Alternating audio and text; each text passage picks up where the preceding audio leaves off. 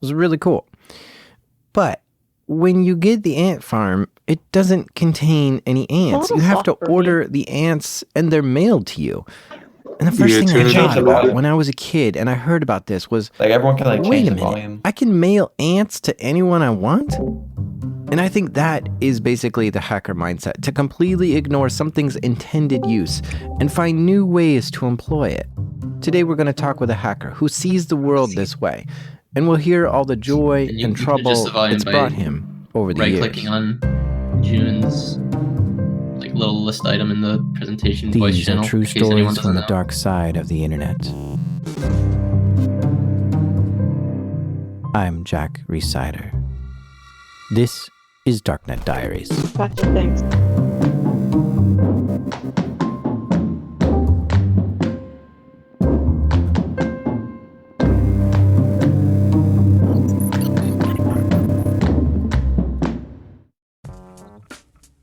Support for this episode comes from Cybereason. To win, cyber attackers only need to be successful once. But if you're a defender, you must be successful in ending these attacks all the time, because one missed detection can have serious consequences. Cybereason reverses the attacker's advantage and puts the power back in the defender's hands. Their future-ready attack platform gives defenders the wisdom to uncover, understand, and piece together multiple threats, and the precision focus to end cyber attacks instantly on computers, mobile devices, servers, and in the cloud. They do all this through a variety of tools they've developed, such as antivirus software, endpoint monitoring, and mobile threat detection tools. They can give you the power to do it yourself, or they can do all the monitoring and respond to threats in your environment for you. Or you can call them after an incident and get help cleaning it up. If you want to monitor your network for threats, check out what Cybereason can do for you. Cybereason. End cyber attacks. From endpoints to everywhere. Learn more at cybereason.com/darknet. That's cybereason.com/darknet. Okay, today we're going to have a chat with someone so infamous. He has his own worm named after him, the Samy worm. That's right, today we're talking with Samy Kamkar. Samy is a hacker in almost every way.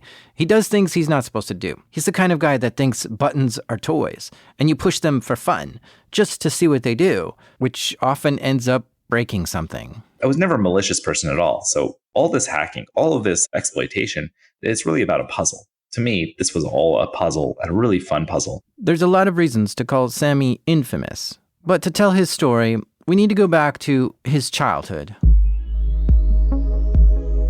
When I was 9 years old, my mom bought me my first computer. Sort of spent everything she had so I'd have something to do during the summer. She knew I loved computers. I'd always go to the library with her or to her university and go and just spend all day at the library on the computers that they had. And immediately I went online and I started searching for The X-Files, which was obviously the best TV show of the time. I found some message boards, and that quickly became really frustrating to have to refresh and wait for people to update that message board. So then I found something called IRC, Internet Relay Chat. And I jumped on, I went into a channel and said, hey, he wants to chat about the X-Files. And immediately someone told me, get out. And I'm thinking, that's weird. This is like a random person I don't know on the internet, and they're telling me to do something? No. So I told the guy no. And then he said, you have 10 seconds to get out of this chat room. And I said, no. And 10 seconds later, the brand new computer that my mom spent everything on crashes. I had a blue screen and I freaked out. I had no idea what to do. I pulled the power from the back of the computer. I waited about half an hour for all the bad stuff to get out of the computer. I think that's what you're supposed to do. And then I plugged it back in. And fortunately, it came back up. Everything was fine. But really, with the adrenaline still rushing through my veins, I was thinking, that is the coolest thing ever. How do I do that? From that point forward, Samy was addicted to computers. This was so fascinating to him. He wanted to understand how this had been possible. So he began studying computers and practicing programming. Since he now had a computer at home, he got into video games too. Counter-Strike was his favorite game. You know, the first-person shooter. He played it a lot. He was addicted to it. It was fun. I mean, it was a ton of fun. I had a clan and was playing with a bunch of friends in high school. And I remember just one day I was playing and I heard some footsteps. My computer has two speakers, one on the left side, one on the right side. So some stereo sound. And I hear some footsteps coming from the right speaker. And then I hear them panning to the left speaker. So that immediately tells me, oh, there's someone behind me because I can't see them in my visual field of view in the game. So immediately I'm like, wait, that means someone is behind me in the game. This is a live person, someone else on the internet playing Counter-Strike with me. But I can't see them in my radar, which means they're on the opposing team. So I wondered right then, couldn't I really use that information, that sound information, on the computer itself? I'm sure that person killed me pretty quickly, but afterwards I exited Counter-Strike and I started looking into how can I pull that information? What's telling the computer to play footsteps on the right speaker rather than the left speaker? Because that means there's positional information there, that someone is on the right side versus the left side. And sure enough, I started learning about packet sniffing and then memory injection and intercepting function calls within the DLLs of Counter-Strike itself, and intercepting basically everything between the binary, the Counter-Strike executable, and the DLLs that it used, so that I could intercept things like footsteps. And once I hooked that function, I was then able to get exact coordinates of everyone, because everyone's footsteps is actually being sent to you, at least within some range. You will then get that, and that's just telling your computer where to play the sound, but that location is exactly where that person's located. At that point, I started using OpenGL at the time and just drawing where the user is on the map in a little heads-up display and a little radar. And then I started jumping into writing Counter-Strike cheat software. That was a lot of fun. What were some of the cheats you could do? Just writing aimbots, so being automatically aiming at people, being able to make any smoke bomb or smoke grenade or flashbang, just make those transparent to me. So I could go into a room that I knew is full of opposing team members and throw in a flashbang. And they're all going to see white for 3 seconds, and I'm going to run in there and see absolutely nothing because I've hooked that function and said, do nothing. Just return out. Do a return before you actually do any of the visualization to sort of wipe my screen. Little things like that became really fun. I couldn't actually modify my health. That was controlled by the server, so I couldn't actually make myself invincible. Adding zoom to every weapon. So weapons that didn't normally have zoom or might have like a scope on them, so you'd lose a lot of the screen because it's now blacked out, I would just remove those. There's no reason that the screen needs to be blacked out. I would remove that. There's no reason that zoom should be better in one weapon and not the other. So I had zoom to all weapons. And this is all totally unfair. And pretty quickly, it actually became not fun at all. Like, all of the fun of the game went away entirely because all of a sudden, it was practically God mode. Samy released the Counter-Strike cheats as open source software. He was beginning to get bored playing the game, and then Punkbuster came out. And Punkbuster is a program that's designed to scan the memory to see if anyone is cheating in the game. And Punkbuster stopped Samy from using his cheats. But now the new game was for Samy to try to circumvent whatever Punkbuster was using to detect him. All of a sudden, this game was fun again, because I was no longer playing the game. I was now playing against these engineers on Punkbuster. They were doing their own memory inspection. They were looking for my process. They were doing all sorts of things to stop my cheats and other people's cheats as well. And that became fun. At that point, I was probably 15 years old. I was so attached to this that I stopped going to high school and I started updating my cheats because this was just so fun, and it would be cat and mouse. So I would release a new version that defeated their software, and 2 days later they would release a new version, and then I would have to figure out, what did they do? How did they figure it out? And that was like training. It was sort of very rapid training in how does, at the very least, software and networking work. And I think I probably learned a ton just during that short stint when I was writing this cheat software. At 16, you dropped out of high school. Yeah. What did you do after that?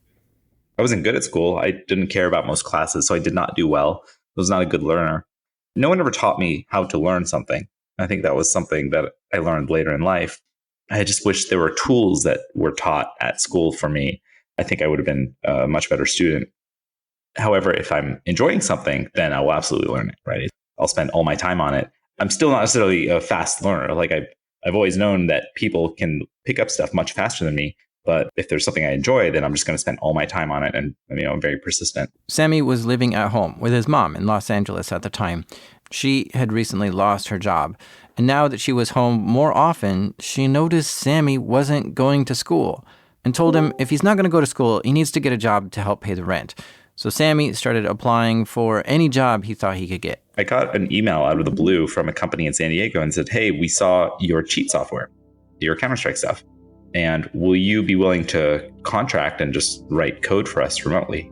And I was blown away. I was like, wait, someone will pay me to write code?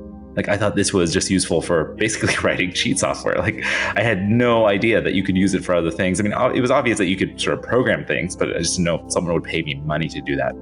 So I was really, really fortunate in getting that email. And I started working with them and just remotely writing code for them. And they never met me. We never even talked on the phone. It was just all over email.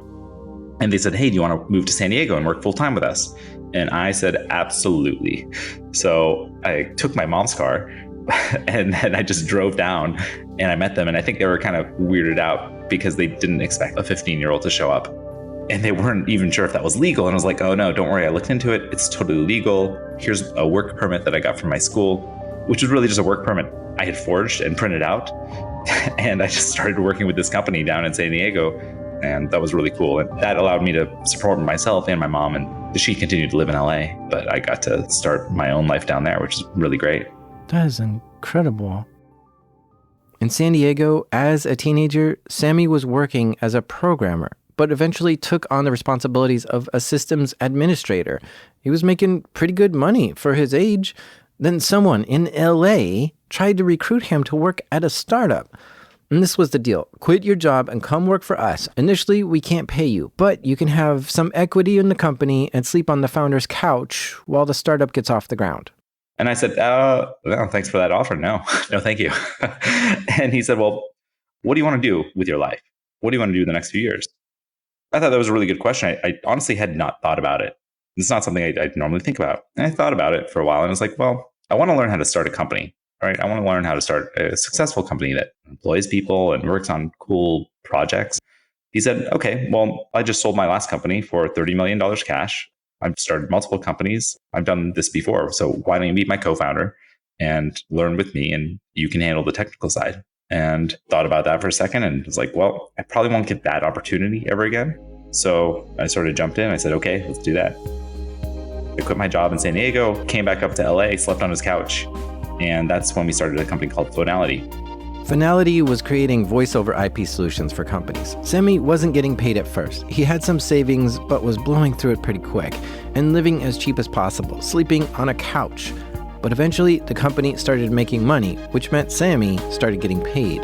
Then I think after we were actually making money, because we had become profitable at some point, and then I had a salary, and then that salary grew as we became more profitable and did more rounds and stuff. So at some point, I was really fortunate to be able to still support my mom and also have some nice toys. Things were really looking good for Samy at this point. He was 19 years old, making great money at a company that he helped create.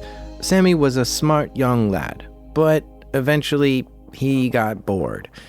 What do you get when you have a bored hacker? Yeah, you guessed it. Trouble. That's when I started playing with MySpace. MySpace was the #1 site on the internet.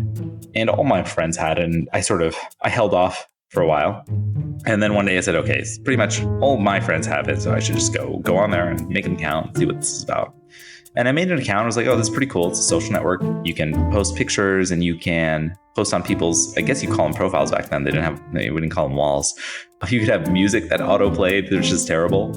You could do really awful CSS things to your page, but you could also do cool things. And I really like that. I actually really appreciated the fact that you could style the page in any way you wanted. You really could theme it and show a little personality. I thought that was really cool and not something you get to do every day anymore. So I made a profile, and at this point, pretty technically confident, or I felt that way. And I thought, well, maybe I can make my profile cooler than some of my friends, just more interesting or unique. So I started saying, all right, well, I could do all the CSS stuff, but how can I really do something interesting? And I started looking, and I think I had gotten like a digital camera, and I found that the limitation on the profile pictures was you could only have 12 photos. And I thought it'd be funny just to have a 13th photo. Like, it's just a limitation that they had. No one would really notice. You'd really have to think about it or know this limitation even to realize. But I thought that would be subtle and funny.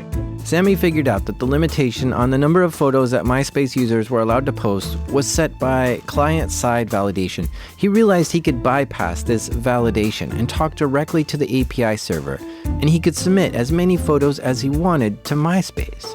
And it worked. Unbelievable. So cool. But now that he had bypassed one validation check, he wondered, what else could he do?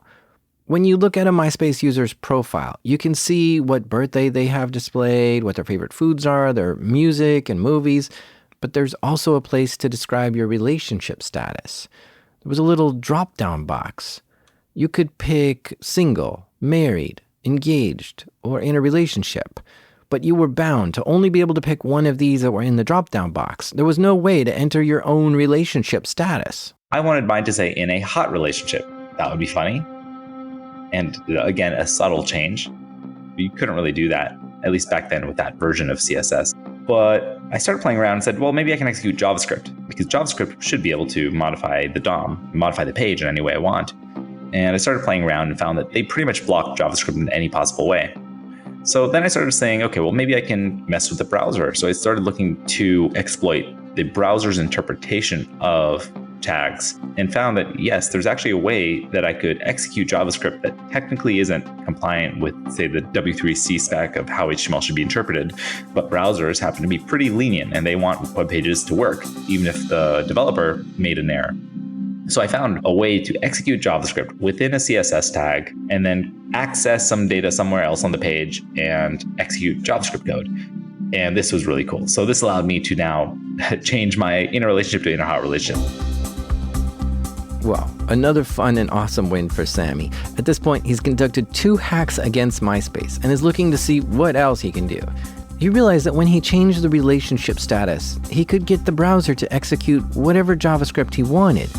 But it's not just that. He could get whoever visited his profile to execute the JavaScript code that he wrote.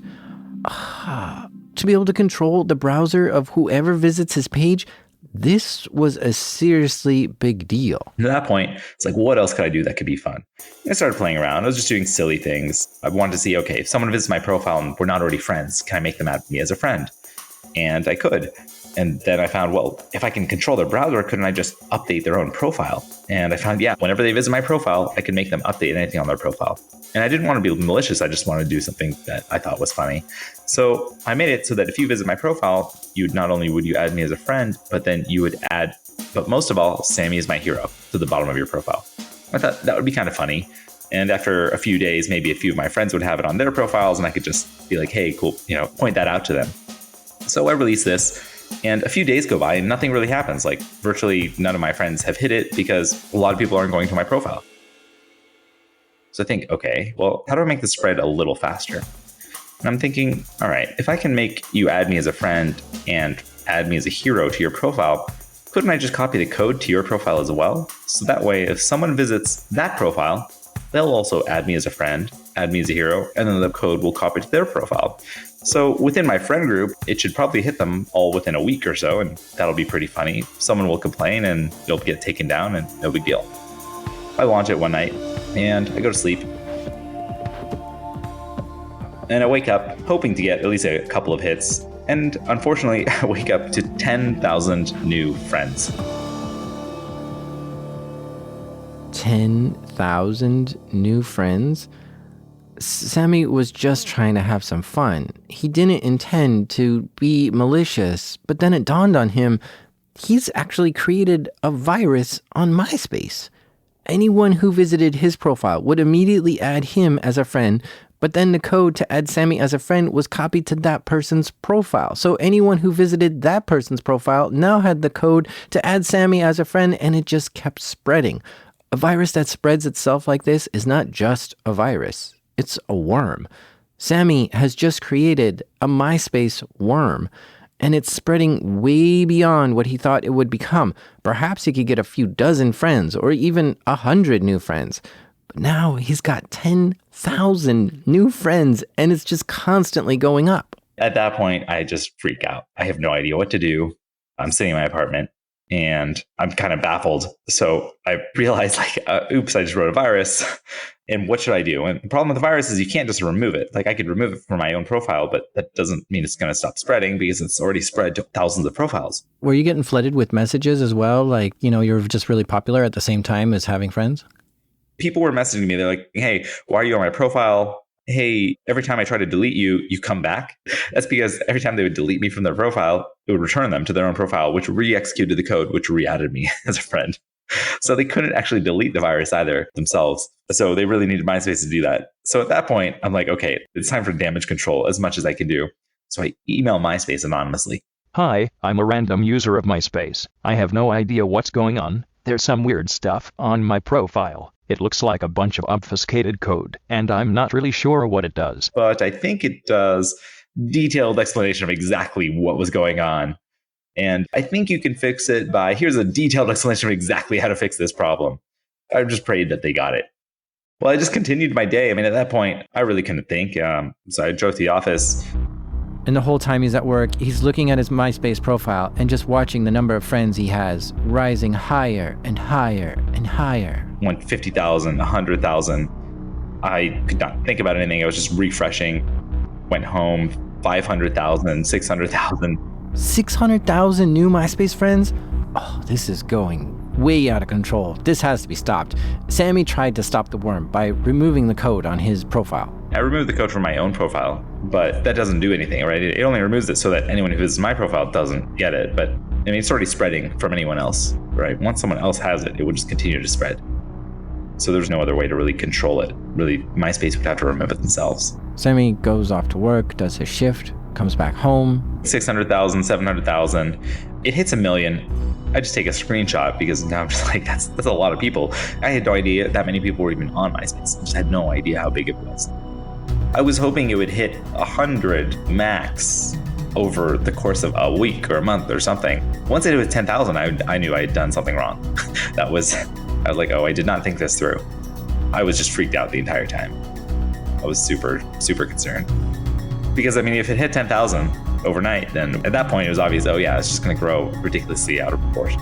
And now I'm refreshing purely because I'm curious how fast it's spreading.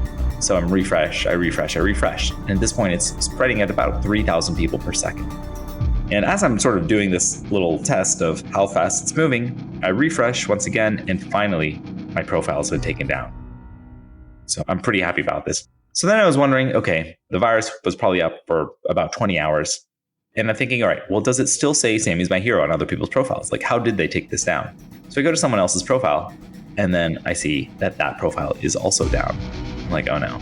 So I go to myspace.com, just to the website, and it says, the whole site is down. The whole team is here working on it.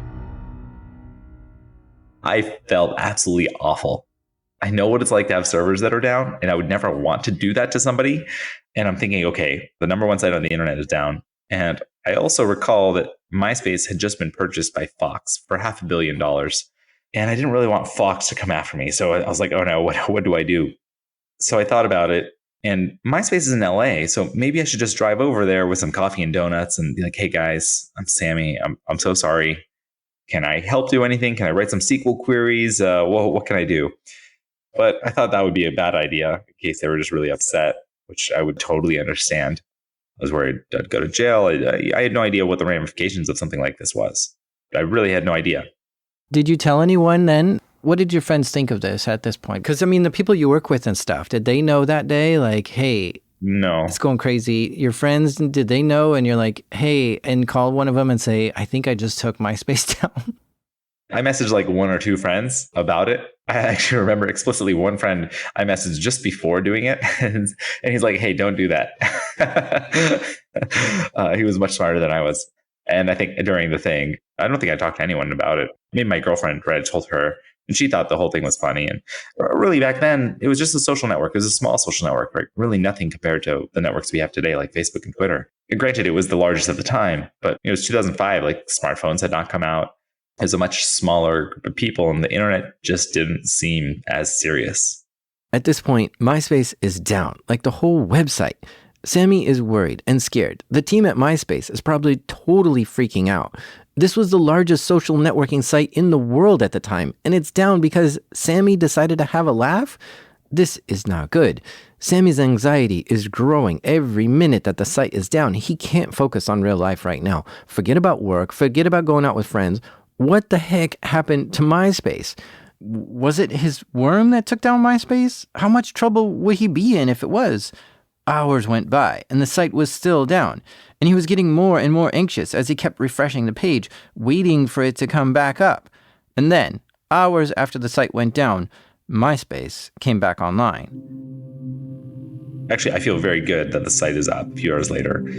And at this point, I don't really know what to do. I sit around, I just start working on other things. And I'm kind of just waiting for the police to come knock on my door. And a day goes by, and a week goes by, and I start getting emails from random people on the internet, blog writers and magazines that are like, hey, we heard about this worm you wrote. I'm like, I don't know what you're talking about. And they said, is your name Samy? I was like, yeah, my name's Samy, but, not sure what you're talking about.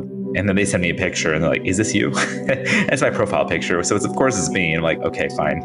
That was me. And they start asking me, what was this about? Like, what was your intention? I was like, this is just a prank gone terribly wrong. They ask, has MySpace contacted you? And I say, no. And have the police contacted you? I say, no. And a week goes by, 2 weeks, 3 months.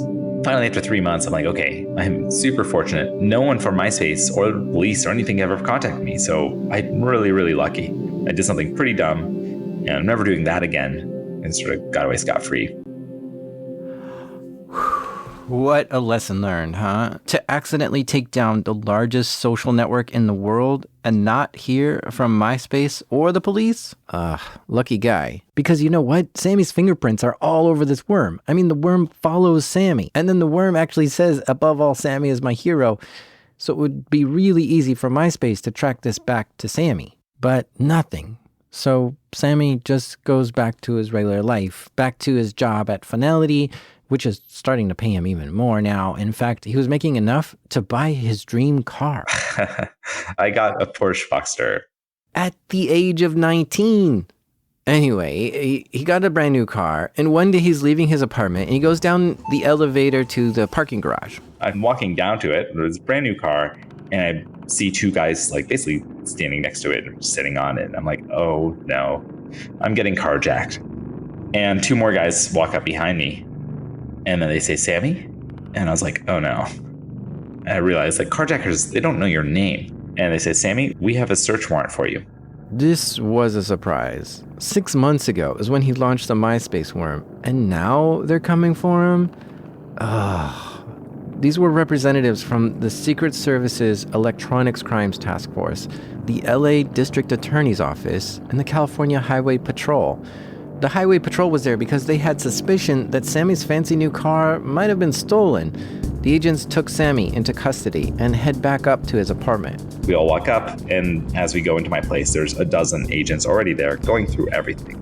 And what they're doing is they're taking everything. So anything that has data, CD, DVD, my laptop, my computer, my Xbox, and even my iPod. Was probably worse. They took my iPod. All my music was gone. And I love music, so that was actually somewhat challenging because all my MP3s and any legitimate or illegitimate music I had was gone. And I was kind of terrified, but also somewhat go with the flow. Things happen in life and you deal with them. And I'm just waiting for sort of all this to be over. And now I'm reading search warrant because I really want to find out, like, is this about MySpace? Is this about something else? Is this about some computers I hacked into? I have no idea. And I'm reading through, and then finally I see the words myspace.com. Like, okay, good. So it's about that. At least that one was a prank. Then I'm reading, and then I see another address that they're allowed to search, and it's my office. And so I asked them, are you guys going to search my office? They're like, oh, we're already there. One of the agents asked me, what's that on your counter? So in my living room, there was a table, and it had some equipment on it, some like smart card reader writer stuff and some smart cards and stuff. And it's like, what are you doing with that? And at this point, I'm thinking, okay, the Secret Service agent just asked me what these smart cards are. And in my head, I'm like, should I tell them or should I lie about what this is? And my friend was staying at my apartment to work at my company. And I was showing him that I had hacked the laundry machines in our apartment building so that I could get free laundry. And I was basically cloning smart cards or like replaying the information from a smart card to make it appear that it had more money than it did. And I decided I should not lie to these people. So I just told them that. And fortunately, they all just laughed. And nothing else came of that. Afterwards, they collected everything and then they walked out. And I'm like, hey, guys, like, are you taking me with you? And they said, no, you're not under arrest, at least for now. And I said, oh, okay. And they walked away. And all of a sudden, I just had no computers. I went to the office. Unfortunately, somehow the CEO was able to convince them that I was like an intern and that I had no access to anything. Because when they came in, They said, hey, what does Samy Kamkar have access to? CEO was like, well, everything. And they're like, all right, guys, take everything.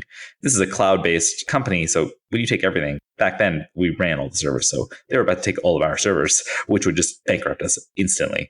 Fortunately, he convinced them something else, that I was an intern or something weird, and they only took my stuff, just my computer and my phone.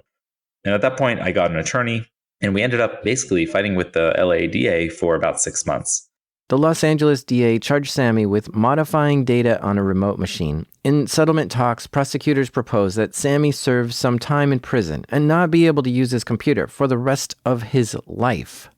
Keep in mind that Samy was supporting his mother, and as a high school dropout, his only skill set and his livelihood were entirely dependent on using a computer.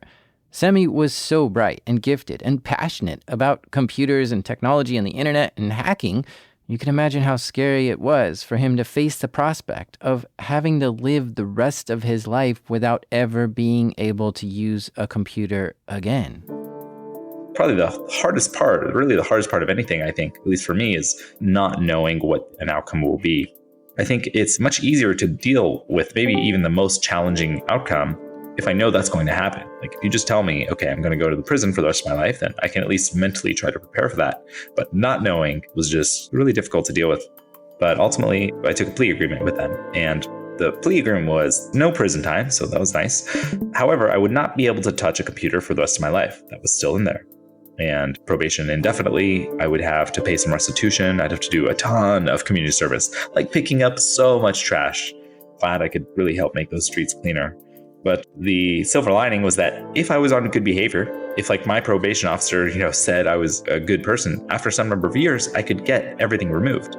As long as I completed my community service, I would be able to get rid of the probation and be a normal citizen again and be able to touch a computer and the internet. And I said, okay, well, that at least is a known quantity. I don't think I'm going to be writing any more viruses. I can do a couple of years of no computers, no internet. So I agreed to that.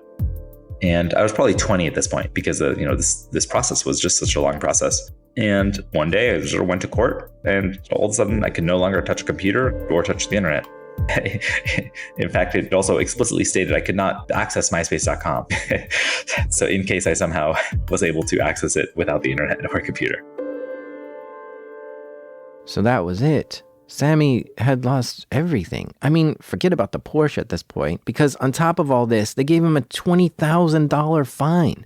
So between having to pay all the lawyers and the fine and still having to support his mom, yeah, he was almost completely wiped out, almost back to zero, living as cheap as possible. But still, forget all that. I don't think Samy cared about the money at this point. He was back to trying to figure out what he should do with his entire life. No internet for life? Everything he's been working towards, all his skills and knowledge are useless now. Samy had 720 hours of community service he had to complete. So every Saturday morning, he'd get up at 5 a.m. and go clean trash on the side of the highway. For years. Even if he did 6 hours every Saturday, that's still just 300 hours a year. So everything about Samy's life was changed. And he had to find new things to do that didn't involve a computer to keep himself busy. But I was really fortunate. I mean, I met new people. I spent all that time just sort of doing other things that I had never really spent time doing. I went outside. I saw the sun. I was like, it's so bright. But I got used to it. I made friends. I turned 21, so I could start going out, meeting people. I started learning to socialize a lot more. So it's really, really beneficial to me and something I wouldn't really change today. I learned so much from that experience. And I think it was good for someone so introverted and so stuck to a computer to be able to go out and experience other things. So Samy spent years of his life offline, doing his community service and trying to socialize with his friends.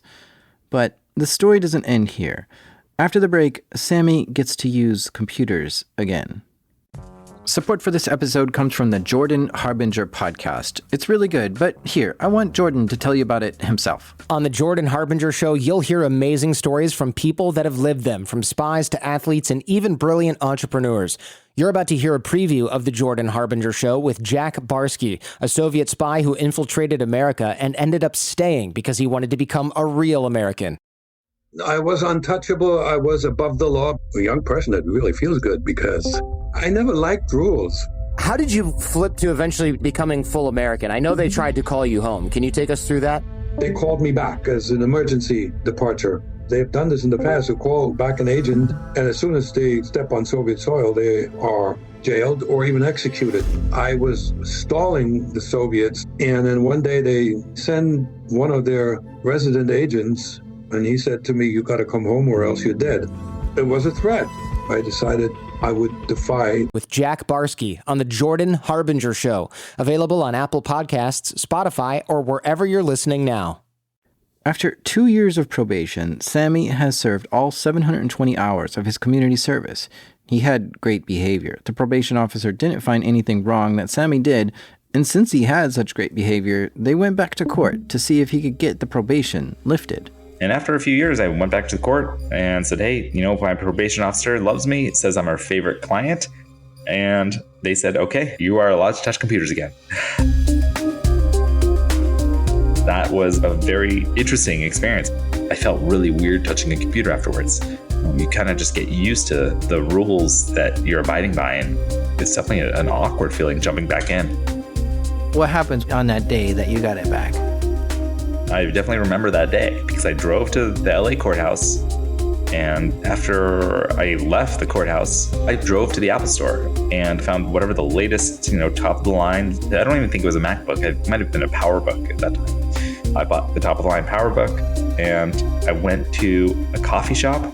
I pulled it open, I connected to the Wi-Fi, and I visited a couple of websites. I think I visited Slashdot just to see what's going on. And I just felt really weird, and I just shut the laptop and I went to go hang out with friends. This started the next chapter in Samy's life. Now that he was free to use the computer again, he eventually got back into it, way into it.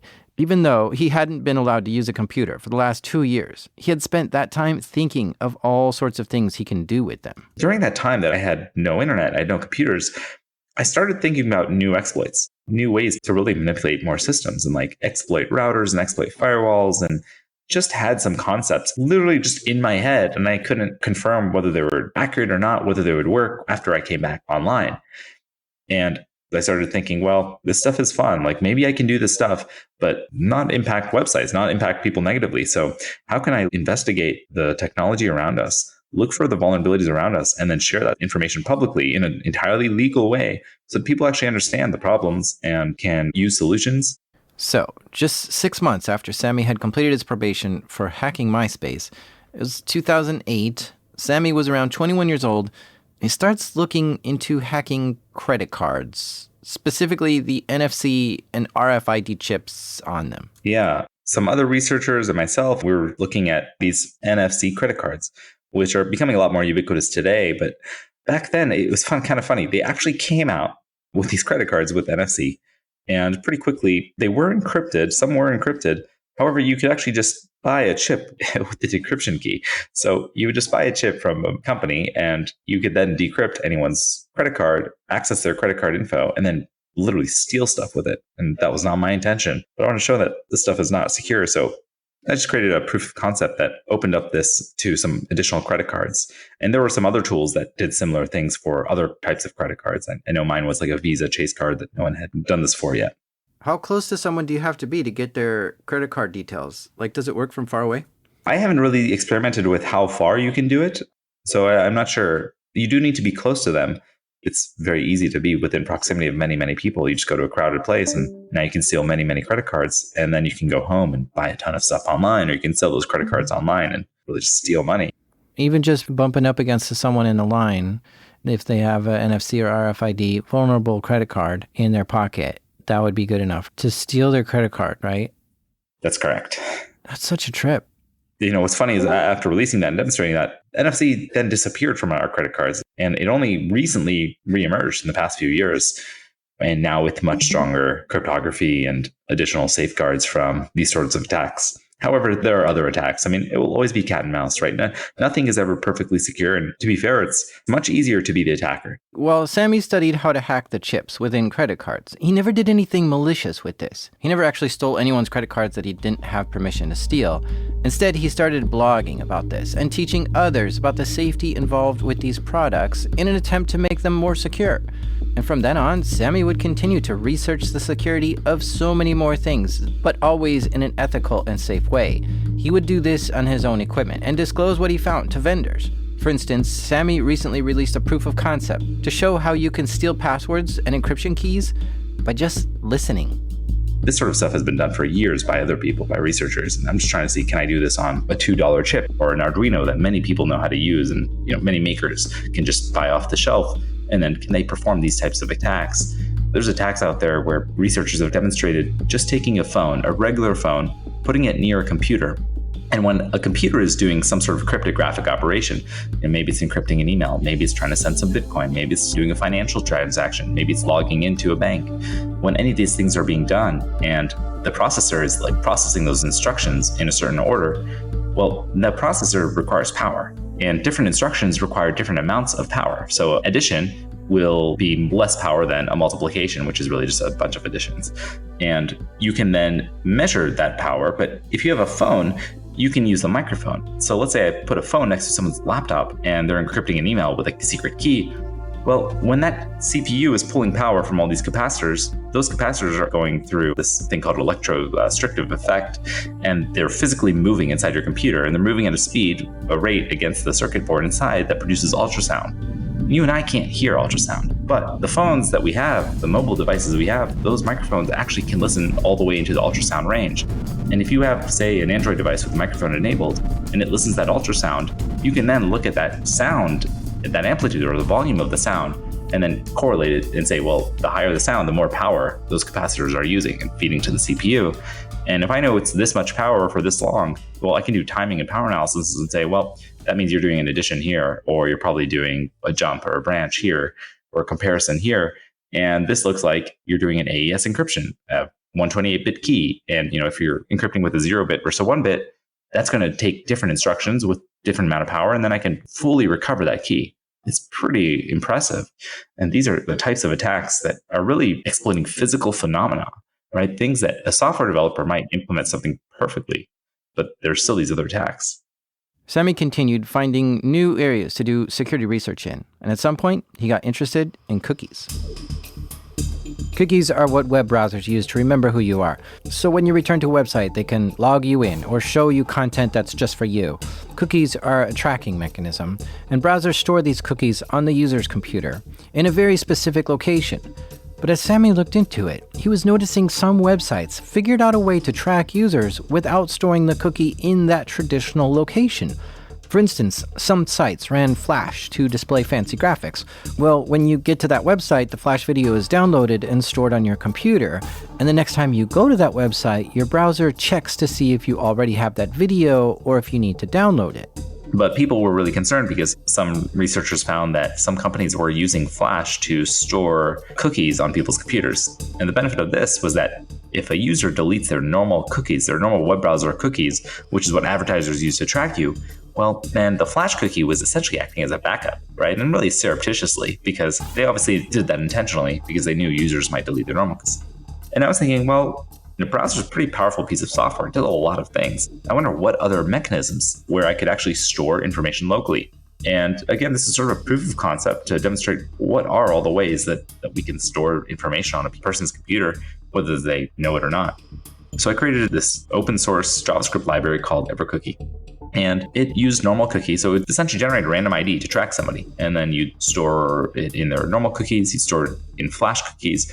But then I tried to find every possible other mechanism that you could use locally. So there was Silverlight, so do Silverlight storage, and then Java, and HTML5 came out. So then there was local storage and session storage, global storage, SQLite, local cache, your web history. My friend Matt came up with a really cool idea of just storing the data in an image that would get cached, and then you could actually read out the pixels of the image and then convert it back to an ID. All sorts of stuff, and so people like Matt and other people also started contributing to this project, as it's an entirely open source project on GitHub that anyone can actually contribute to. This EverCookie project that Samy made really demonstrated how easy it is for websites to track their users even if they delete their cookies. And this was a really effective technique. So effective that when Snowden released a bunch of classified documents about what the NSA is doing, in there, it even said that the NSA sometimes uses EverCookie to track its users through Tor. A couple of people pointed out to me over the years that different governments have been using EverCookie to try to track people. And it definitely feels good that governments are using my software. Granted, they're doing it for a reason that I'm not into. But I actually think the net gain of the entire project is extremely positive, because what EverCookie really provided and still provides today is an acid test. So now browsers essentially can use EverCookie to see, okay, does my private mode, does my incognito mode, does that provide the necessary protection to make it challenging to track this user, at least using local storage mechanisms? And before EverCookie, there was nothing like that. So no one knew about many of these techniques. And it's very trivial for any company or government to then generate their own techniques. But by consolidating it into a very simple to use library and always trying to keep it up to date, people today are still updating EverCookie with new techniques. Modern browsers that want to provide consumers and users and businesses privacy, it gives them that capability because they know, okay, I've tested it at least against EverCookie, which is sort of state of the art in local storage mechanisms. And EverCookie can't track it, so at least it makes it very difficult. So governments who are using it, they're really only able to track old browser users who don't upgrade their browsers or operating systems. Where people who actually do care about their privacy, those people typically know to use modern, up-to-date software. So I think the overall net gain is extremely beneficial. Let's talk about Skyjack then, because I think this is a really cool project. What is Skyjack?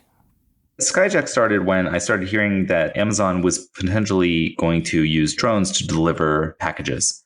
And I thought that was really cool. I think it's really awesome that we have drones. I think drones are super interesting. They're low cost and they'll probably enable a lot of really useful things for humans.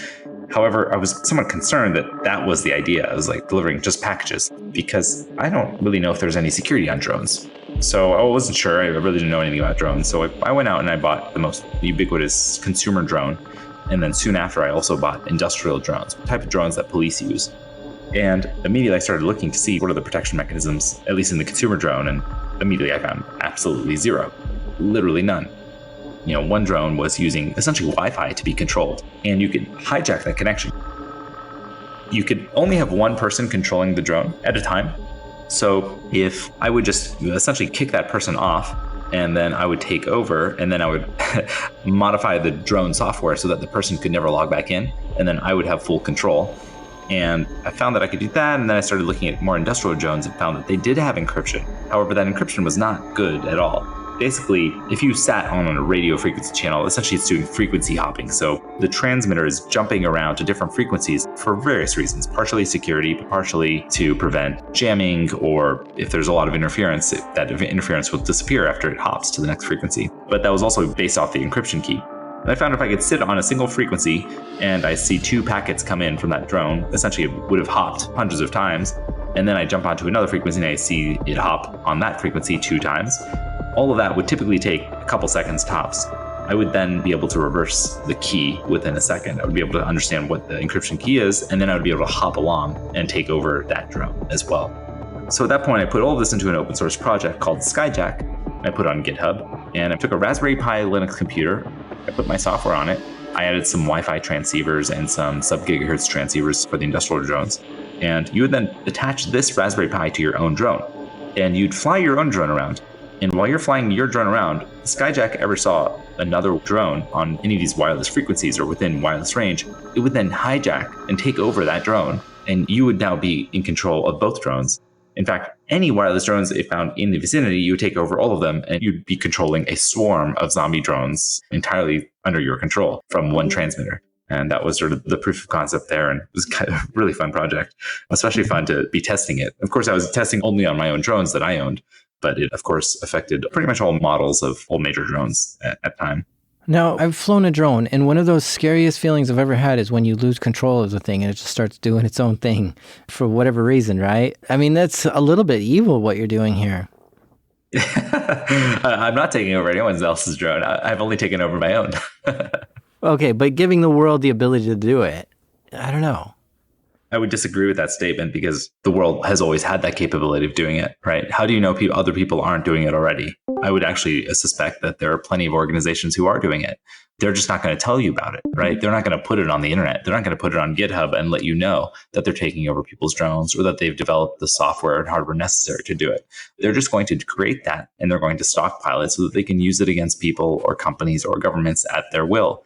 That's what we found when the NSA leaks came out. We found out that they were stockpiling all of these vulnerabilities, including major vulnerabilities that affected many. I mean, even the NSA that wants to protect America knows that everyone's running, say, Windows computer, or many people are running Windows computers, and they stockpiled Windows vulnerabilities 0 days that nobody knew about.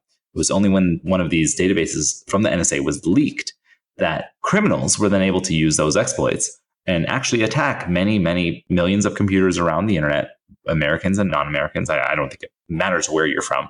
So what I'm doing by releasing this stuff is demonstrating that, yes, this is the issue and you can patch it. If I don't release it, then the issue will continue to exist. You might ask, well, why don't I just directly communicate with the companies? Often I do. And I found over time that when you communicate directly with companies, they typically don't resolve these sorts of things, unless you're talking maybe existing, specific software vulnerabilities in their architecture. But if you're saying, hey, you're not using encryption or using it like really wrong, or it's really the underlying protocol that is the issue, I found that that's when people don't actually resolve anything.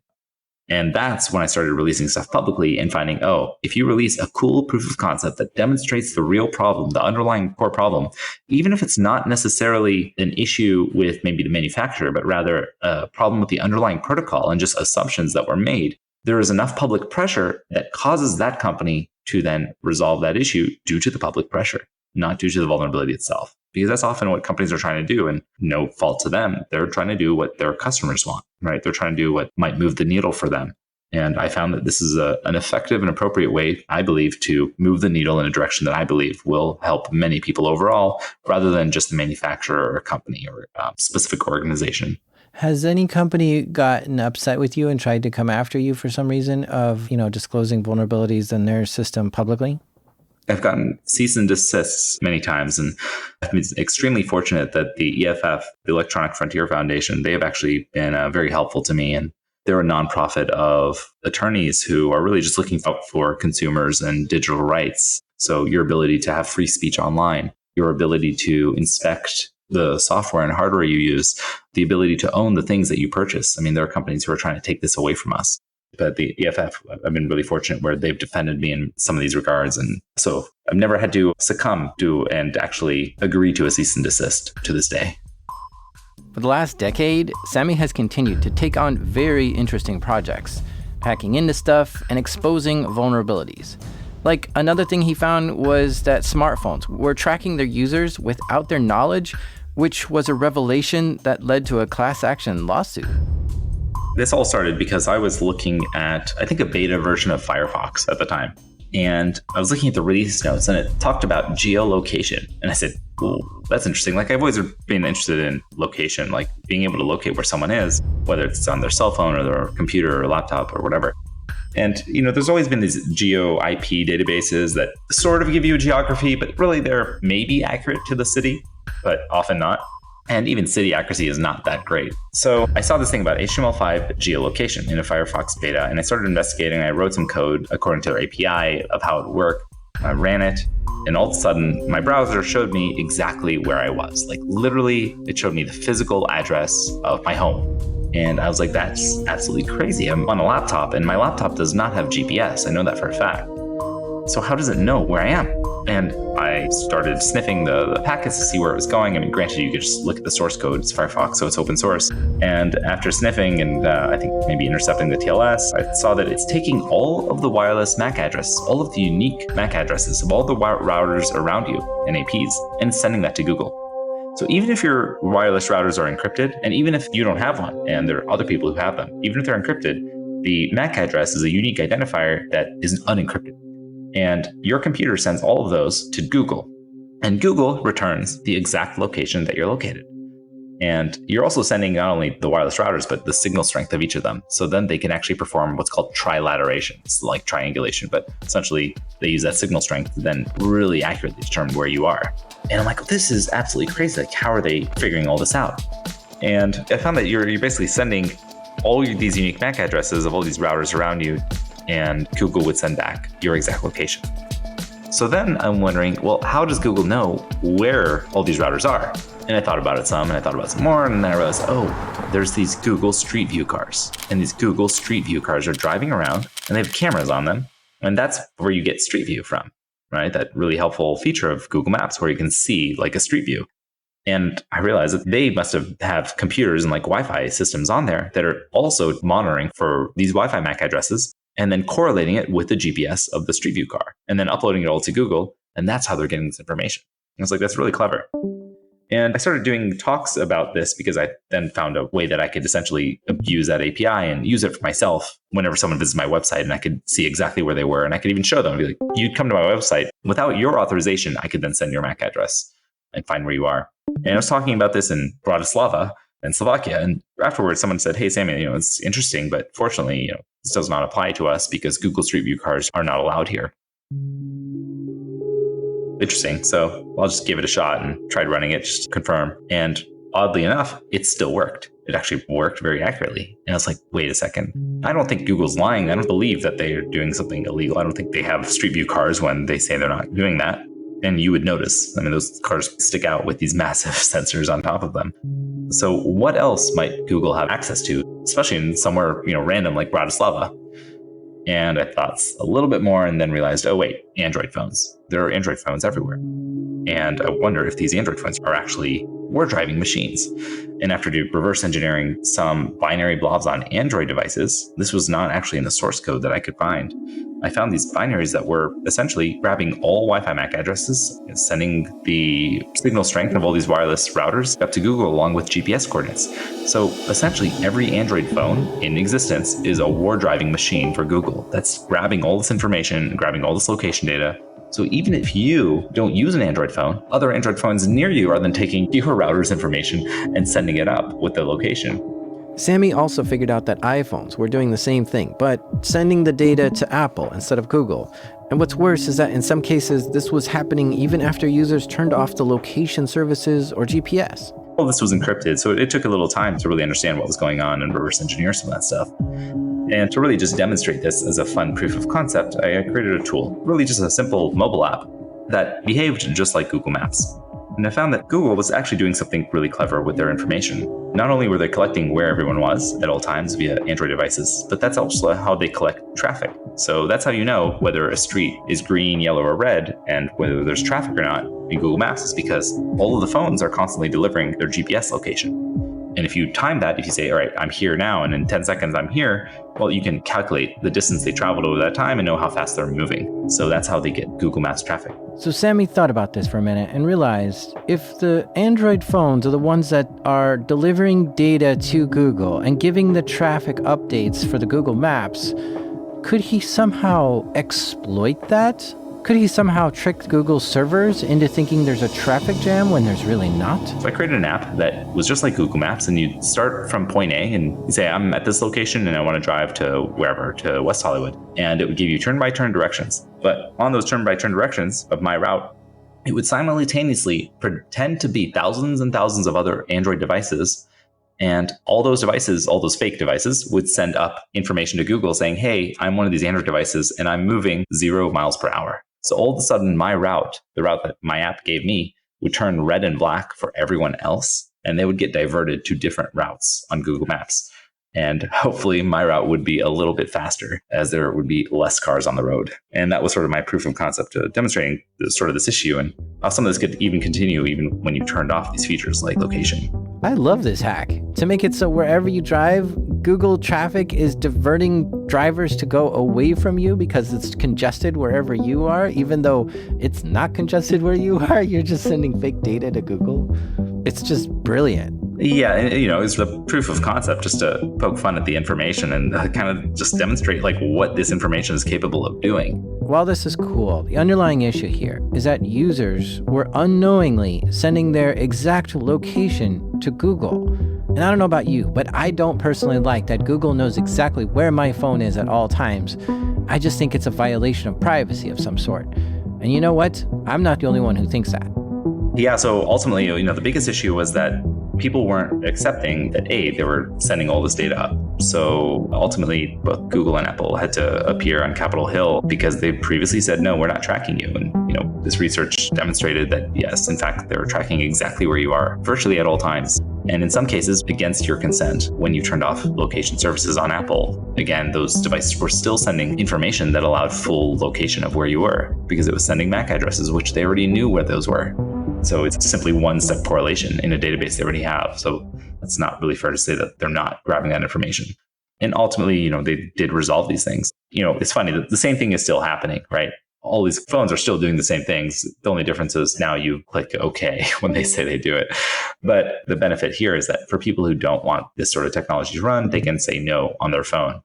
The scary thing, though, is that even if you don't even have one of these phones, it's all the phones around that are still collecting that information of your router, of the devices on your network, even though it's somebody else's device. I saw a video the other day about a guy who put like 100 Android cell phones all in a wagon and slowly walked down the road. And this triggered the Google location API thing to make it show that the road was really congested and made it turn red as well. So it looks like this API is still under attack just by researchers and people doing weird stunts and stuff. So yeah, Samy has a pretty cool YouTube channel. You should check that out. And he's also given a lot of talks at various conferences, like, all over the world. How many talks have you given at this point, Samy? I don't know, maybe 50 or so. Where are you working now? And after all this, this is just such a whirlwind life you've had so far. I've started a company called OpenPath with some friends, and we've been growing quite a bit. I've done some research in RFID and cloning badges and being able to demonstrate how to break into buildings many years ago. We found that technology has not changed in the 10 years since I've looked. I wrote software that was able to sort of clone badges and break into various levels of security for physical access for buildings. And we were sitting around and thinking, well, why is this still a problem? And it's still inconvenient. Like, why do I have to carry around this thick card in my wallet? Like, I'm trying to get rid of my wallet. And we ended up building this business called OpenPath, where you could essentially have physical access control for businesses and buildings where, hey, you don't need a card. You could use a card if you wanted, but you could just use your phone. Your phone actually has really strong encryption. We have things like TLS, we have AES, we have open encryption standards that people have been trying to break for many, many years and haven't, that are entirely open and can be inspected by anyone. So we're using those technologies to essentially unlock doors. And you don't even need to pull your phone out. You literally just get within Bluetooth range of one of these devices and you can walk right in as long as you have authorization. So we're trying to really make a really modern and cloud-based and secure way of getting into buildings that is just really convenient, because I'm just trying to get rid of the things in my wallet. And this kind of technology is just really interesting. Yes, that technology is interesting, but so much technology is interesting. And we live in a time where technology is in abundance all around us. And if you think about technology as much as Samy does, it's like a playground for him. To be able to tinker with it all and take it apart and put it back together in ways it was never intended. Samy's hacker mindset is still going strong today, and it will probably be strong for decades more to come, provided he doesn't accidentally launch another worm and take down the largest social networking website once again.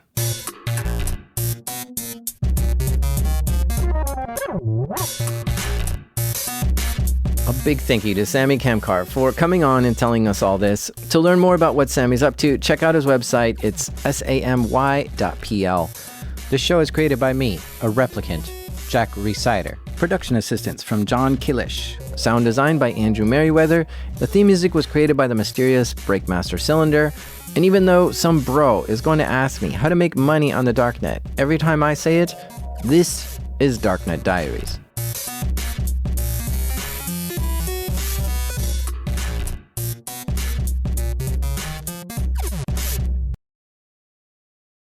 Thank you, June. So that was the podcast. Definitely a lot of twists and turns, especially with the Secret Service people that came.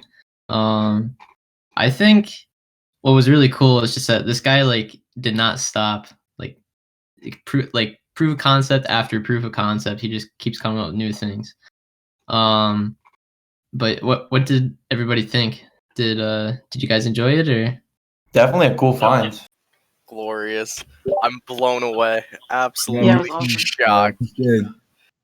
I'm hacking MySpace now. It's my turn. Wait, what? It's our time.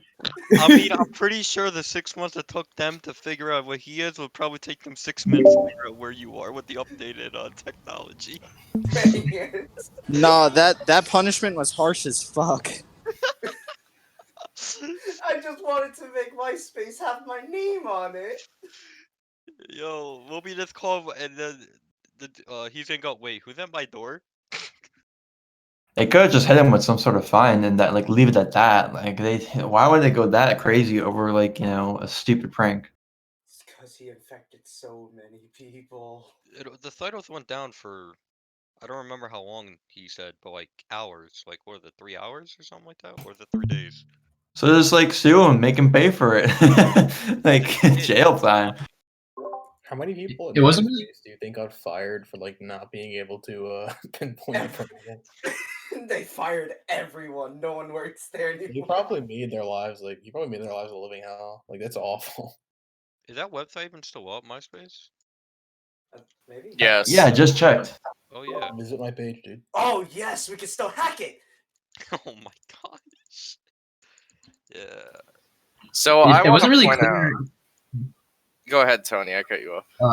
Well, I was just gonna say it wasn't really clear like who made this Secret Service go after him. Like it didn't say if it was MySpace or if like the Secret Service people just found out and then went after him.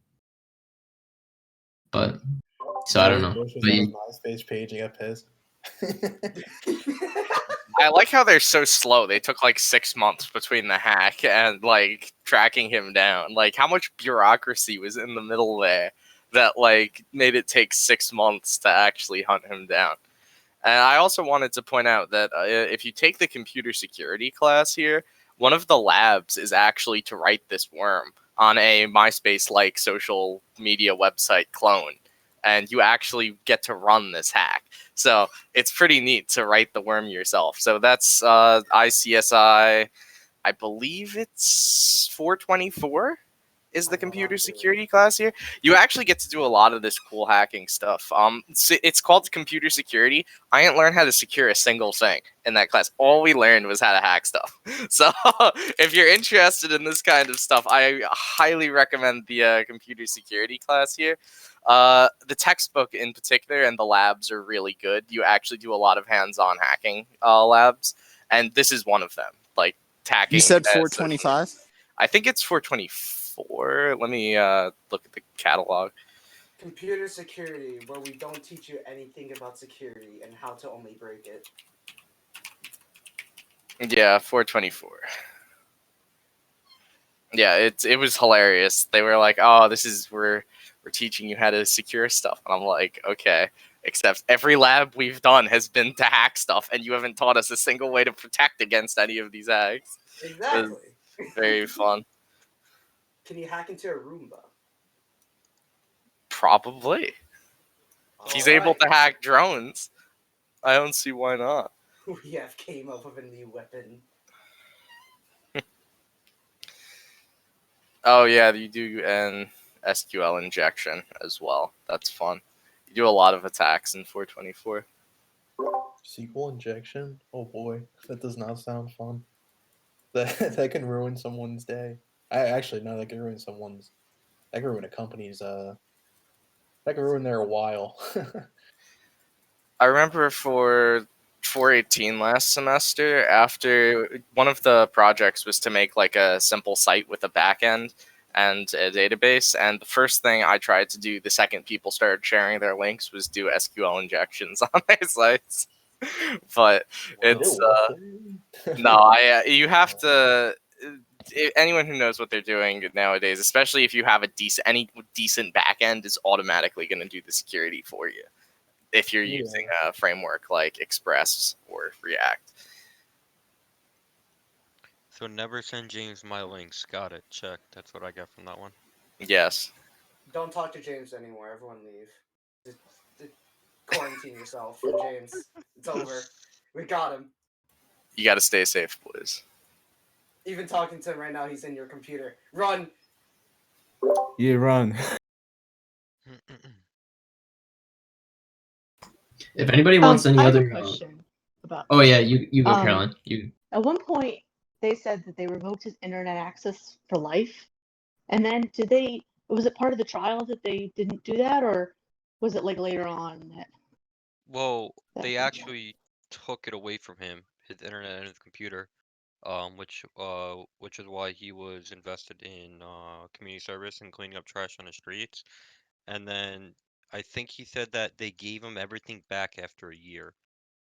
Or I don't know why they gave him it back. Because Maybe at some point, it He was sounded on like parole. okay, yeah. it sounded At- like at some point, like they were taking away his computers, but then after that, still wasn't supposed to access the internet, and I was a little confused about that part. Yeah, so Oh, essentially, you can explain it, Matt. I was just gonna say he got a parole hearing. 'Cause, I mean, that's what happens with most stuff anyway. Like, Right. trying to think like, even if you get like, say you get like 25 years, Yeah, you like, usually get like it's not 5 that or bad. something. It's like 7 less. years, and then you get a parole hearing. Yeah. And if you're good, they'll let you go. Okay, I was just trying to figure out if it was a parole hearing or if it was like during the trial they got to talk, like they agreed to something less. No, yeah, so he that got was the crazy. It was a crazy Yeah. punishment. Like even to just the idea that you're not gonna use the internet for the rest of your life. That really is like a weird. Like, how do you even? I mean, I guess you could monitor that, but like, to what? I don't know. It seems weird. I guess. Well, I you don't could know. get busted. You would get in more trouble if you were caught. You know, what it would come down to. Yeah, and yeah, I guess it's just the fear of it getting caught would make you stop. But I'm sure he could have gotten away with using some kind of computer.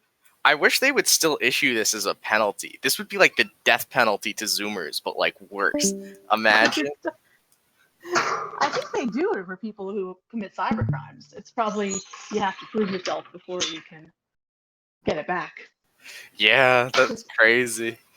They probably do I still think issue it depends on the cybercrime though, because like if you hacked anything, especially now with like all the medical and like psychological stuff that happens via like online because of like quarantine and whatnot and the virus, like if you break any HIPAA laws, you're screwed. And you could do that by like hacking a Zoom call or hacking any kind of like Yeah. telecommunication device. And if you do that without knowing it and they find out, you are screwed because that is a big thing not to break. Yeah. I came, so I used to play Xbox every day, and people used to get console banned and whatever, and literally, they got on console banned, like they literally, I don't know how they did, they like coded something or they made themselves on console banned and continue playing, and then at one point, people are actually selling that like service. It's like, oh, if you need on console ban, like DM me, we can sort something out. So you can definitely undo bans from the internet. Did you have you heard the Xbox episode of Darknet Diaries? I think it's a 2-parter.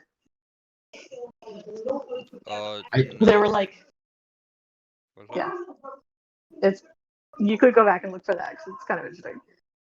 So I switched from Xbox to PlayStation, and I haven't touched both of them in over like 4 years or something like that. So yeah. Oh boy, we gotta follow his GitHub. Oh, he has an application on his page. This is too good. Alright, well, I know what I'm doing tonight. I'm terrified of going on this GitHub. Everyone click that GitHub. That's absolutely insane. That globe is I'm just gonna say it. This guy's pic looks like it's a Tinder profile pic. It does.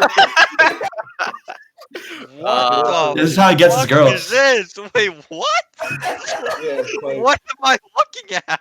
I know what I'm like, doing. Yeah, babe, go to my GitHub. How about that? I'm pretty sure this is done with the SVG thing. I know you can embed SVGs in readmes because that's how they do our stuff.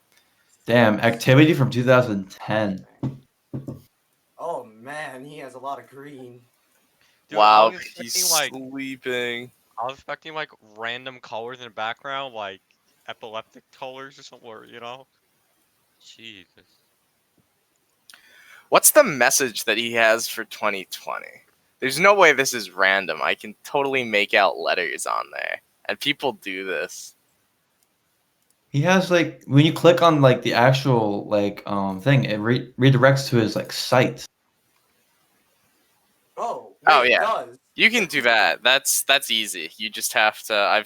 They But actually like his have design of it's kind of cool. his website is pretty cool.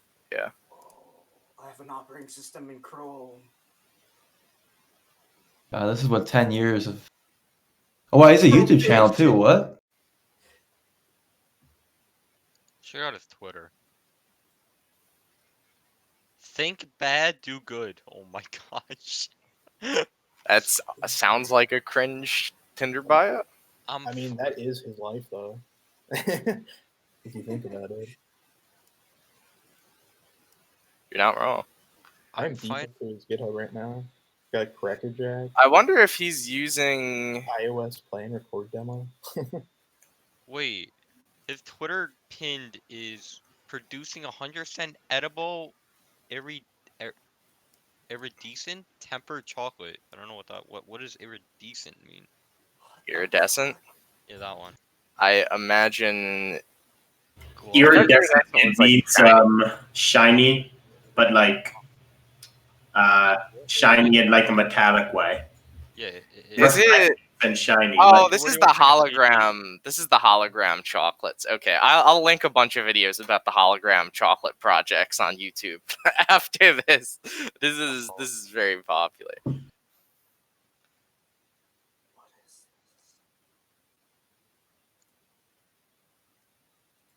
Alright, so note to self, don't fuck with this guy. Got it. Don't get him angry, whatever you do. Don't. This is the one guy you don't want going into your DMs. Wait, no, I actually don't want anyone DM is curly. God. Imagine like someone just gives him like a death threat and he just like doxes them and be like, "Is this you?" Doxing them. Like a kill do a lot more than doxing. Yeah.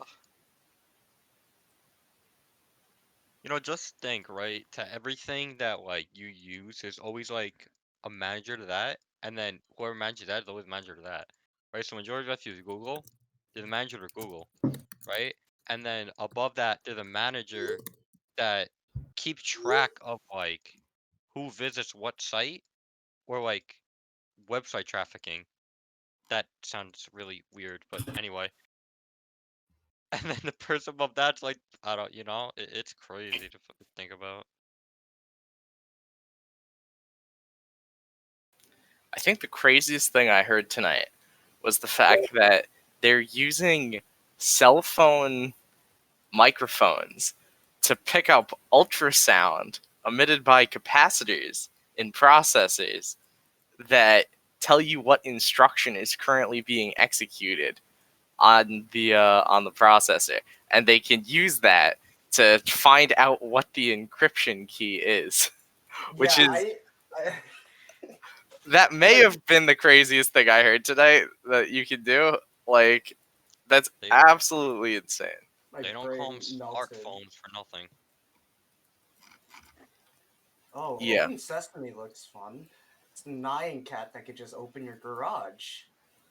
Oh, I saw that video back when it came out. I didn't even know this was his channel, though. I thought this was just some random channel on the internet. I'll drop that video in the technology chat, because that's a good video. What was it? He opens garage doors using like Wi-Fi doors or Wi-Fi toys, essentially. It's Nyan Cat. Exactly, it's Nyan Cat. I like how this guy just dropped out of school, just like at like 14. He just started doing all this stuff. And now he has the power of the world in his hands. I mean, Oh, yeah. I don't know about that, but he's got almost good enough. He's got a decent amount.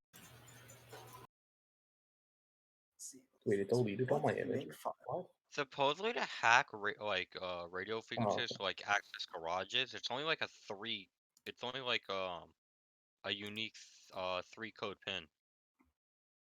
So I've already watched a YouTube video on it that said like to hack like a garage door opening or something like that, it's a 3-code pin that is unique for every single obviously door. And then if it reads the pin or you press the button by it, it opens automatically. So This guy's Because the crazy. button just plays it back. Open Sesame literally uses a toy to open up, like a toy receiver to open up the garages. This is terrifying. It says using a Mattel. I could literally give a kid like a Toy Buzz Lightyear and have them open up like like a U storage, like a self storage. Yo, wait, just imagine. Yo, using your kids to fucking commit cyber crimes. No, it Come here, literally press says this it in the button. thing. Like that's sadistic. You're giving like it's a tool. You're giving your Kid is two. walking. They've got to earn their keep. The kid is walking down the block and all the house doors are opening as he's walking down. Oh god.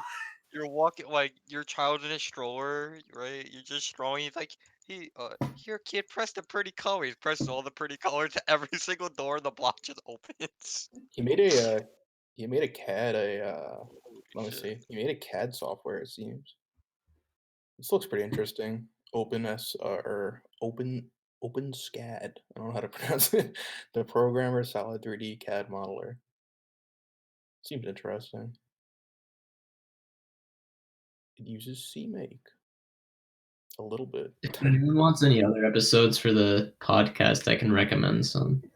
I'd listen to some. I'm probably just gonna be working. Yeah, Tony, that would be much appreciated if you could drop a list of all of your favorite podcast episodes. These are very cool. I would definitely explore the other ones, but I'll give out some of the ones that I watched and enjoyed. Oh, awesome. So this guy, I guess, just didn't like any of the CAD modeling software that was available, and he just made his own. I guess that's cool. That's pretty cool. What is the other one that's available? Does anybody do like any kind of like computer or computer aided design when it comes to like 3D printing or anything like that? Not here, but I mean, you not never me know. personally. You Yeah, you never know. I need to learn because I have a 3D printer. I want to make custom stuff, so I really need to learn that I already. forget the name of the thing that they use like a lot. I know I had a friend who was a mechanical engineer who used to use it all the time, and I'm forgetting the name. Yeah, I guess he just didn't like that. He was just like, because it was hard to use. I remember using it one time. I was like, this stinks. Yeah, it is really hard. I remember like James. You remember what is his name that taught CAD back in South? Oh, yeah, I remember the guy. I just remember just dicking around in that class, being like, like just not caring about the CAD at all because it's just too hard. SolidWorks was the one I used. Oh yeah, SolidWorks is one. Yeah, Wasn't SolidWorks. it?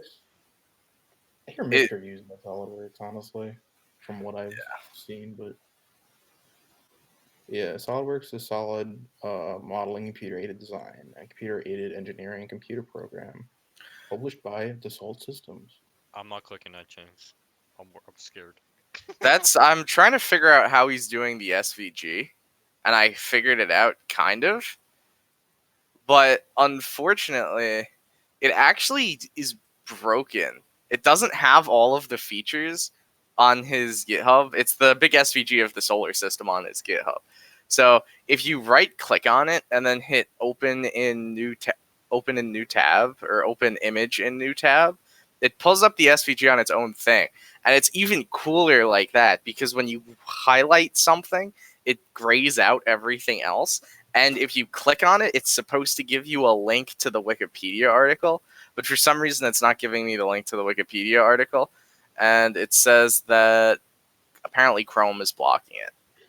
Unfortunate. Seems interesting. Let me read it. ICE 40HX8K. This is the ICE 40 family of FPGAs by Lattice Semiconductor. Is quite interesting. And just goes down. Oh, okay, it's a work in progress. That's pretty cool. I was talking to Professor Phipps today about FPGAs. He was working on one for a class he's taking. I think for his doctorate. I'm pretty sure. Yeah, because I think he's going for that. Oh, Phipps is going for his doctorate. He's gotten really powerful. Oh my god. Actually, I don't know if he is. He just said he was taking a class, so maybe he's just taking a class. But he said he's using working with semiconductors and specifically FPGAs, like programmable semiconductor Yeah, Like, FPGAs are really cool. I'm hoping to have a workshop on them next semester because that's a lot of fun to play Yeah, around. it sounds like it's just literally just like I forget the language he's using. I'm like, it must be low level to be using that kind of a. It's VHDL or yeah. one of the other ones, that these hardware programming languages where it's hardware descriptor languages where you basically describe what the circuit does, and then when you compile it, it actually tells the FPGA what the circuit does. And it's much faster than processors, supposedly. At least I think it is. That's Yeah. like the whole reason you're supposed to use it. Could be interesting to look at. I would definitely be interesting to see some more hardware workshops for sure. Yeah, Once we well, get everything going. for those of you who haven't heard yet, our 12K budget has basically been guaranteed for next year. And there is quite a bit of hardware stuff in the budget for next year. So Oh. even with me not here, I'm hoping our glorious leadership next year has 12K. It's very hard to screw up the organization if you have 12K in your pocket to spend on lots of workshops. So What's up? It would be cool to build build a drone from the ground up. That'd be pretty interesting. As we maybe like a team just like project or something for a workshop or something like that. Drones. could be interesting. I don't know, build it. I don't know. I think that would be interesting. Like not like like buy it and put it together in 2 steps, but like I don't know, maybe one with like Raspberry Pi or I don't know, something like that. Figure it out. An anti-hackable drone. We have to actually put security on it so it can't get hacked by someone. We get the cybersecurity kids try to hack into it. And then bring it to DEF CON and have them try to hack into Oh it. no! I mean, but yo, dude, like, just imagine though, like, if they can't hack it, your shit works. He made a pretty No? cool thing as well. That would be really cool. Digital ding dong ditch. Digital ding dong ditch. Yeah. I'm pretty sure it's completely hardware based too. Like it's got all the hardware list. Oh no, it's a little bit of software, but I mean it has to be, I guess. But blah blah blah. Yeah, just a lot of hardware that you have to get, but just not that bad. So I don't have anything else to talk about, everyone. But if you want to keep talking, you're welcome to stay. But you're also welcome to leave for now. But thanks for coming and watching the podcast. Yeah, I think glorious. But thank you very much, Tony. Very very nice. I do No want to problem. also, before people start leaving, I'd like to make the announcement that if you guys haven't heard already, we're trying to put together a team for the KDD Cup, which is a machine learning competition where we're trying to get really good stats on graph classification and link prediction. It's a great introduction to machine learning for anyone who's motivated and passionate about getting into machine learning. The machine learning classes here at UAlbany are kind of weak compared to like real machine learning stuff. And so this is a great opportunity to get into like machine learning if you're interested. So look at the UAlbany CompSci server is where we're all chatting about that. I just wanted to put that out there. And we can go back to chatting because I assume everyone else knows the weekly schedule already. Like it's oh, I should point out that we have next week Emily got us a panel with Kitware, with the people who make CMake, an interview panel with them. Bill Hoffman from last time came and to the industry interview panel, but next week we're going to have a Kitware exclusive interview panel, and that's going to be a lot of fun. So keep on the lookout for that. Anyway, back to discussion about cybersecurity. I'm gonna post this in the workshop text. I know it's unrelated, but this is Kitware's Kitware's GitHub profile. Check it out. Yeah. Beautiful. Anyway, I'm very disturbed that they're tracking me, and I immediately need to get rid of my Android phone. Oh, I was I'm gonna not. throw my phone out the window. I'm highly disturbed. Like I kind of low key knew that they were tracking you, but I didn't know that they had like pinpoint accuracy by stealing MAC addresses from your phone. Like not only am I being tracked, I'm contributing to everyone else being tracked, which which is Your phone's like a bird tied You're to more the like a virus at this point. You go near anyone, they know where they are. yeah. That's Well, not good. iPhones have the same thing with Find My, And they probably also have it with even though they can't get my location, right? But yeah, I mean, what? I wonder if like don't live here. Is going to Antarctica. There's no Wi-Fi. That'll be fine. I wonder if Yeah, Apple to go completely off the grid. that would be ideal. I think the GPS location is already like in your phone, like embedded into the hardware. How do we take it out? How do we take it out? The What do you do GPS, there? yeah, there is GPS locator built in. You Yeah, have just take GPS it out. built in, but GPS, I believe modern GPS is only accurate to within like I want to say 15 feet, but they're getting it down like smaller and smaller.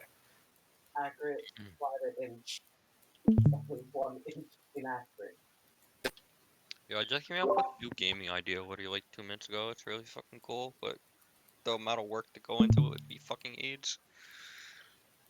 We There's will probably a lot of discuss. ways to screw up their tracking system. I guess at least individually. I feel like if Oh, someone put absolutely. into it. How do we build a worm that just stops the tracking? You just put it on someone else's phone. Have them- That would be a weird worm hacking things to disable track. I mean, you could like you'd screw up a lot of major infrastructure systems that depend on the fact. Like you'd screw up all of Google's traffic maps because it wouldn't know where anyone is. You'd screw up all of their location services. Like you'd actually be wouldn't that doing be quite a weird? bit of damage. Like if you actually just rather than getting rid of the location or like the number of phones they have altogether, just move them to like different. You know what I mean? Like different devices or different So like a locations. VPN in your Like phone. no one would pick that up unless they were looking like really like. Wait, you this know. is kind of genius. You could literally do if you owned a VPN service and had every single phone on that VPN service and then just redirected that to random servers all around the world, that would basically mitigate. No, because they're using MAC addresses. They're forwarding MAC addresses, so they're not doing it based on IP location. Can you They not, ignore IP location. So they still you- have the MAC addresses. I know because you could jump IPs, but like, could you I don't know. I heard one time that it's not illegal actually to forge your MAC address or like screw with it a little bit. I don't want to try anything like that, but I remember reading one time because I was really curious about that, and I thought it was just definitely legal for sure, but apparently it's not under like certain cases. I think if you're doing anything malicious, obviously it's going to be illegal, but you can like I don't know in what way because I'm not obviously an expert. I know barely anything about it, but you can change it. You can mess with it a little bit if you're not being malicious. Yeah, I'm pretty sure you're allowed to change your MAC. I mean, you can spoof your MAC address on Yeah, and official requests. It doesn't seem like something you could do though, right? Because it seems something totally ingrained to like your specific like hardware. Like it just like Well, so it depends. Okay, so there's MAC address. So the Ethernet protocol, which is what all wired communication and for Wi-Fi as well. I'm pretty sure devices communicate via. I'm pretty sure you're sending your MAC address over in the Ethernet protocol. Let me take a look at the Ethernet protocol real quick. Ethernet protocol. All right, give me all of these layers. Come on. They're not going to give me the Ethernet protocol layers. Protocol, images. Ethernet data area. Yep, what are they putting in the Ethernet data area? All right, am I actually going to have to pull out Wireshark for this? This is unfortunate. So be it.